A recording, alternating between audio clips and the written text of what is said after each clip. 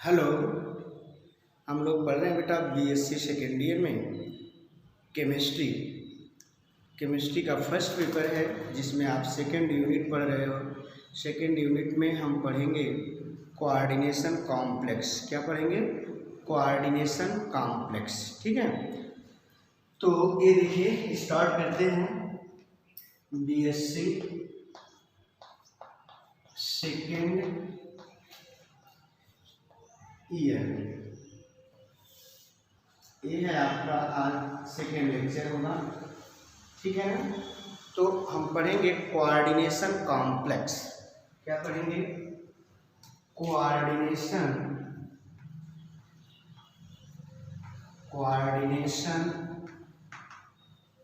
Complex. Coordination complex या इसी को कहते हैं कोऑर्डिनेशन कंपाउंड। ठीक है ना, तो देखिए आपको पता है बेटा कि compound form between central metal ion and ligands is called as coordination complex. ठीक है ना, कोऑर्डिनेशन कॉम्प्लेक्स। तो आप देखिए यहाँ पर एक वर्ड है सेंट्रल मेटल आयन। ठीक है ना, CMI। तो CMI को कहते हैं सेंट्रल मेटल आयन। अब सेंट्रल मेटल आयन क्या होता है आपको पता है, बता भी चुके हैं कि जो chemical species electron pair accept करने की टेंडेंसी रखता है उसको कहा जाता है सेंट्रल मेटल आयन। तो those chemical species which have tendency to accept electron pair is called as central metal ion और CMI। ठीक, all the central metal ion is known as Lewis acid. जितने भी सेंट्रल मेटल आयंस होते हैं सभी central metal ions को कहा जाता है लुईस एसिड। ठीक है, अच्छा फिर देखो दूसरा है लीगेंड्स। दूसरा क्या है? लीगेंड्स। ठीक है, अब लीगेंड्स क्या होता है आपको पता है कि that chemical species which have tendency to donate electron pair. तो जिस केमिकल स्पीशीज में इलेक्ट्रॉन पेयर डोनेट करने की टेंडेंसी होगी उसी को हम कहते हैं ligands. All the ligands are known as Lewis base.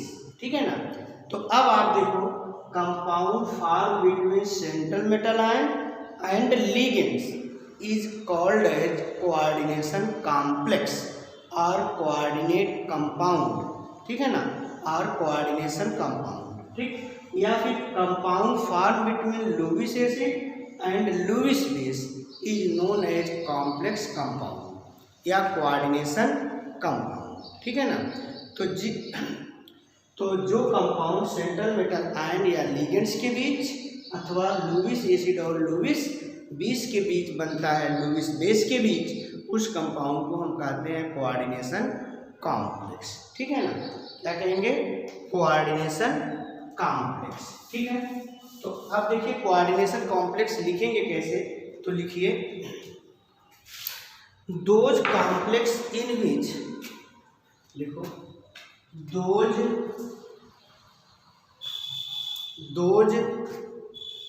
Compound, ऐसे लिखो those compound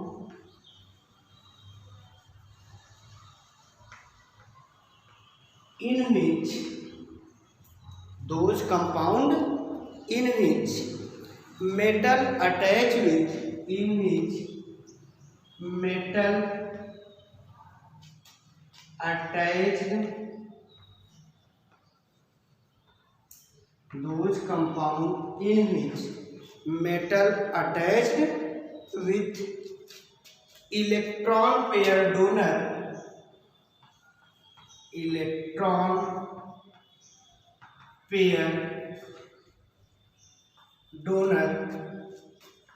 that is ligands. Electron pair donor that is ligands by coordinate bond, by coordinate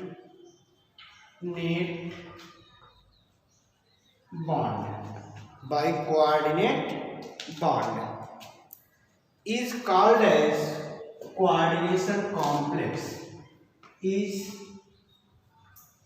called as coordination, is called as coordination complex।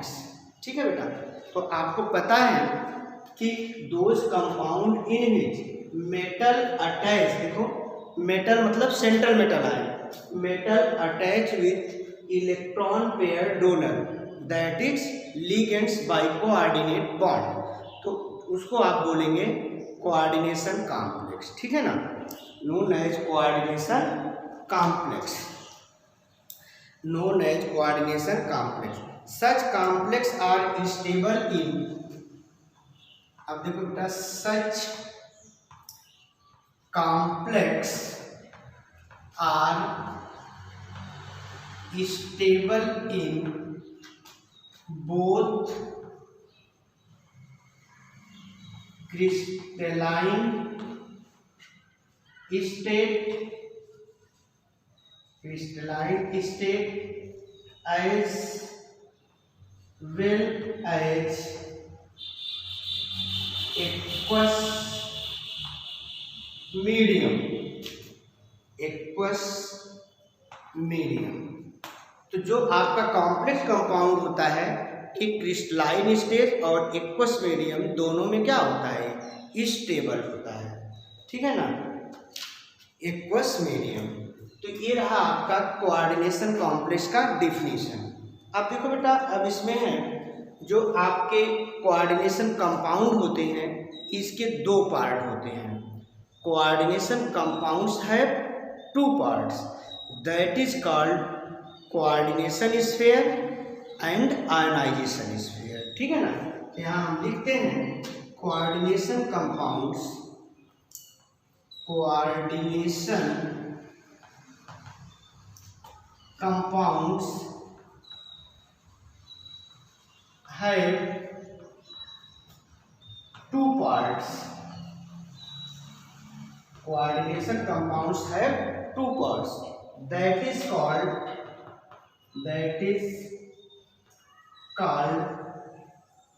coordination, that is called coordination sphere and ionization sphere. ठीक है, तो आपको पता है बेटा कि coordination compounds के दो पार्ट होते हैं, एक होता है आयन कोऑर्डिनेशन स्फीयर और दूसरा होता है आयोनाइजेशन स्फीयर। देखो ये कोऑर्डिनेशन कंपाउंड के दो पार्ट होते हैं, एक होता है कोऑर्डिनेशन स्फीयर और दूसरा होता है आयोनाइजेशन स्फीयर। ठीक है, तो अब इसमें पहला पार्ट आप रीडिंग देंगे coordination sphere, coordination sphere,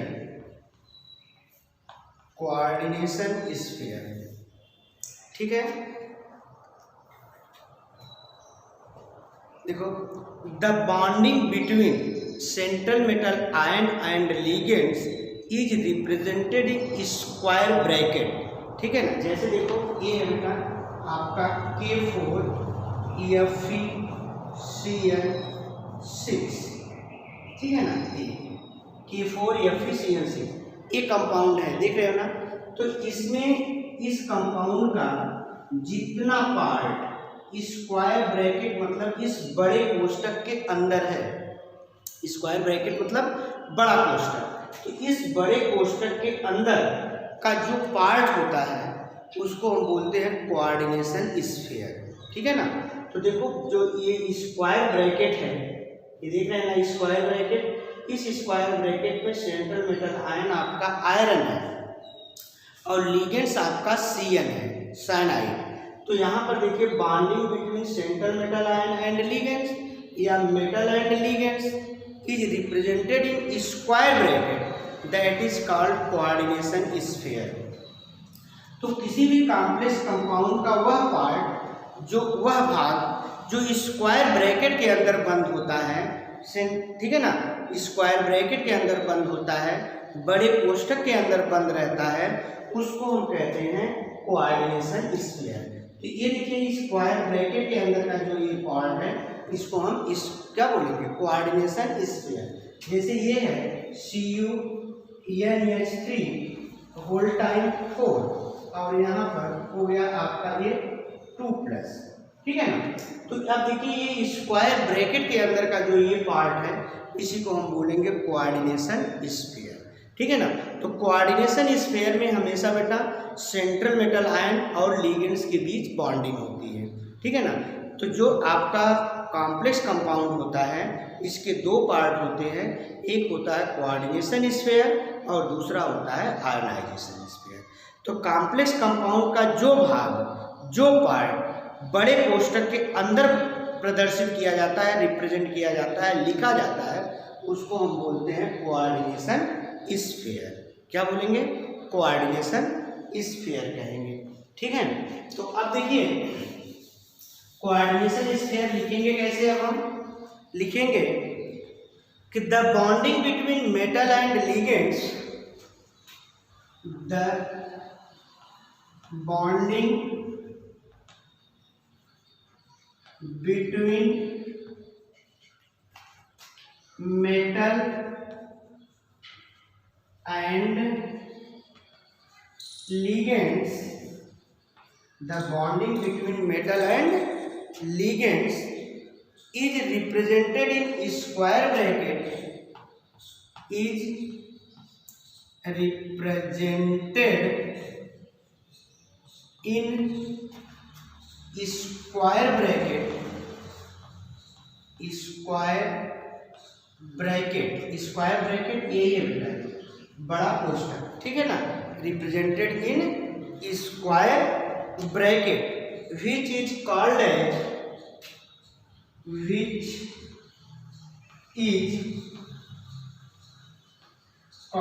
as coordination, which is called as coordination sphere, ठीक है। तो कॉम्प्लेक्स कंपाउंड का जो पार्ट हम स्क्वायर ब्रैकेट के अंदर रिप्रेजेंट करते हैं, उसको कहा जाता है कोऑर्डिनेशन स्फीयर, ठीक है ना। कॉम्प्लेक्स कंपाउंड का जो पार्ट स्क्वायर ब्रैकेट के अंदर लिखा जाता है, उसी को हम कहते हैं कोऑर्डिनेशन स्फीयर, ठीक है ना। और जो कोऑर्डिनेशन स्फीयर होता है, ये कॉम्प्लेक्स कंपाउंड का नॉन आयनाइजेबल पार्ट होता है, ठीक है ना, ये आयनाइज नहीं होता है। कोऑर्डिनेशन स्फीयर कॉम्प्लेक्स कंपाउंड का नॉन आयनाइजेबल पार्ट होता है, अर्थात यह आयनित नहीं होता, ठीक है ना। तो यहाँ पर हम लिखेंगे the coordination sphere contains, the coordination sphere, the coordination sphere contains non-ionizable part of the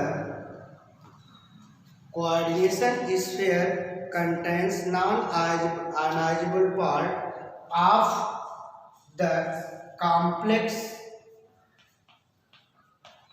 compound, non-ionizable parts of the complex compounds, ठीक है ना। तो ये कॉम्प्लेक्स कंपाउंड का नॉन आयनाइजेबल पार्ट होता है, कौन, कोऑर्डिनेशन स्फीयर, ठीक है ना। इसके बाद दूसरा पार्ट जो है वो है आयनाइजेशन स्फीयर। तो ये तो आपका था फर्स्ट पार्ट, अब सेकेंड पार्ट है आयोनाइजेशन स्फीयर, आयनाइजेशन स्फीयर, ठीक है ना।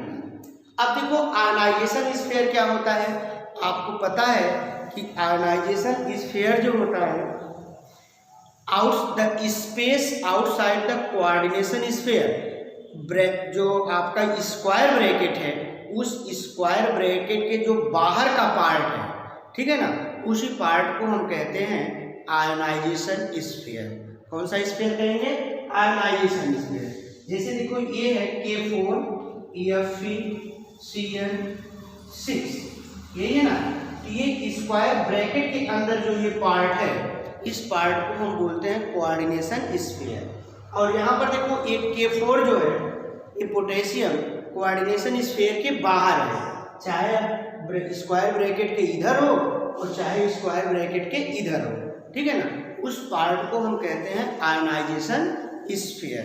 तो the space outside the coordination sphere is known as ionization sphere. तो कोऑर्डिनेशन कंपाउंड का या कॉम्प्लेक्स कंपाउंड का वह पार्ट जो स्क्वायर ब्रैकेट के बड़े कोष्ठक के बाहर होता है, उसको हम कहते हैं आयनाइजेशन स्फीयर। और आयनाइजेशन स्फीयर जो होता है ये आयनाइजेबल पार्ट होता है। कैसा पार्ट होता है? आयनाइजेबल पार्ट होता है कॉम्प्लेक्स कंपाउंड का। तो हम यहाँ लिखेंगे क्या? The space outside the coordination sphere, the space outside the coordination sphere, the space outside the coordination sphere। देखो बेटा, the space outside the coordination sphere is known as ionization sphere, is known as ionization sphere, ठीक है। तो coordination sphere के बाहर का जो part होता है उस पार्ट को हम कहते हैं आयनाइजेशन स्फीयर, ठीक है ना। This sphere contains ionizable part, या हम ऐसे लिखें ionization sphere is ionization sphere is ionizable part of the complex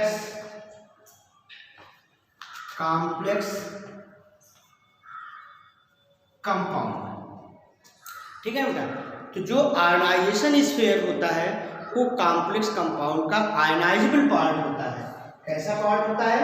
ionisable part होता है। और जो आपका कोऑर्डिनेशन स्फीयर होता है ये नॉन आयनाइजेबल पार्ट होता है, ठीक है ना। कैसा पार्ट होता है? देखो ये नॉन आयनाइजेबल। तो आयनाइजेशन स्फीयर जो है आयनाइजेबल पार्ट है और कोऑर्डिनेशन स्फीयर जो होता है नॉन आयनाइजेबल पार्ट होता है, ठीक है। अब इसमें देखो इसको हम रिप्रेजेंट करते हैं, जैसे यहाँ पर एक स्क्वायर ब्रैकेट है, तो इस स्क्वायर ब्रैकेट को हम कहेंगे कोऑर्डिनेशन स्फीयर, कोऑर्डिनेशन स्फीयर, ठीक है। और ये आउटसाइड का जो ये स्पेस है, आउटसाइड स्पेस, ठीक है ना। तो कोऑर्डिनेशन स्फीयर के बाहर का जो स्पेस है उसको हम बोलते हैं आयनाइजेशन स्फीयर। ये है आयनाइजेशन स्फीयर, ठीक है बेटा। तो ये देखो कोऑर्डिनेशन स्फीयर को आप रिप्रेजेंट किए हो स्क्वायर ब्रैकेट से, और स्क्वायर ब्रैकेट के बाहर का जो क्षेत्र है उसको देखो ये इसको आयनी क्षेत्र बोलते हैं और इसको बोलते हैं उपसंयोजन क्षेत्र, ठीक है ना। स्क्वायर ब्रैकेट ये है कोऑर्डिनेशन स्फीयर और ये है आपका आयनाइजेशन स्फीयर, ठीक है ना। इसके बाद आपका है कोऑर्डिनेशन नंबर। कौन सा number? Coordination number, coordination number,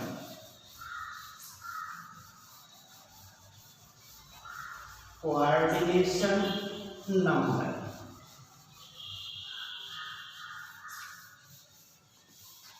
coordination number. अब कोऑर्डिनेशन नंबर क्या होता है?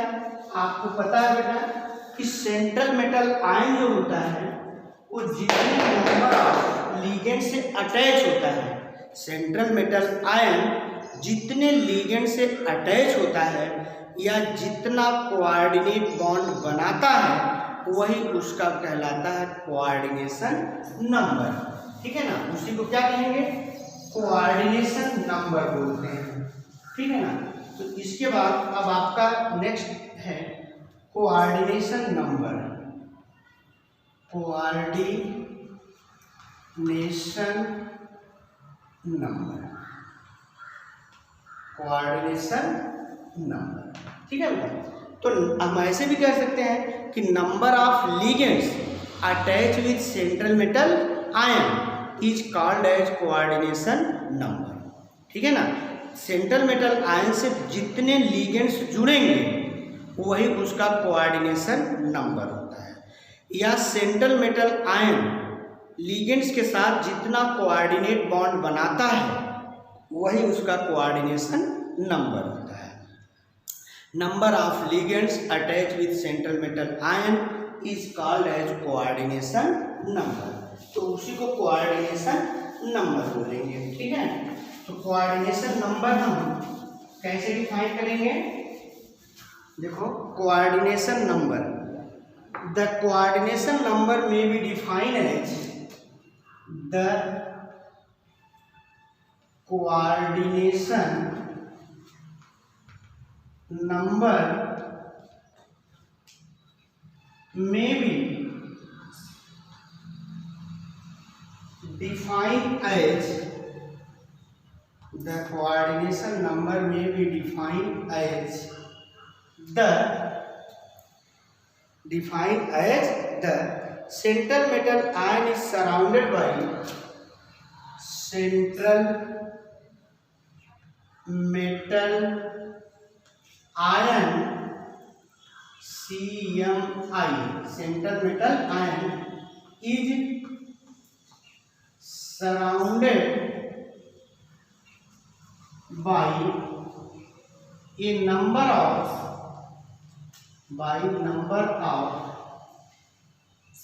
number of ligands। ठीक है ना, central metal ion is surrounded by number of ligands is called as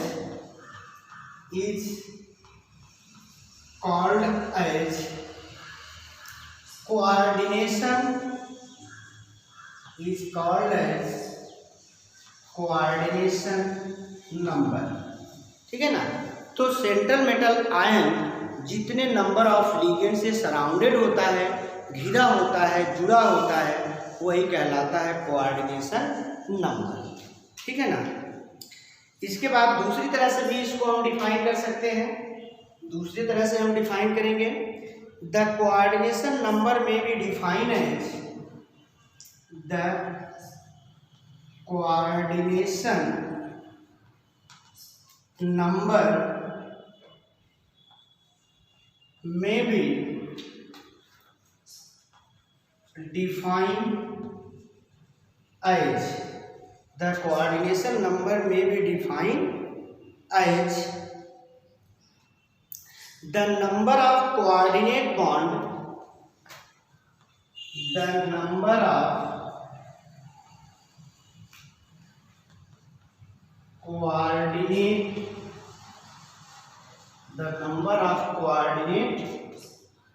bond, the number of coordinate bond present around the coordinate bond present around the central metal ion, central metal ion. ठीक है ना, तो या तो central metal ion के चारों तरफ जितने नंबर ऑफ कोऑर्डिनेट बॉन्ड होते हैं, उप सहसंयोजी बंधों की संख्या सेंट्रल मेटल आयन की चारों तरफ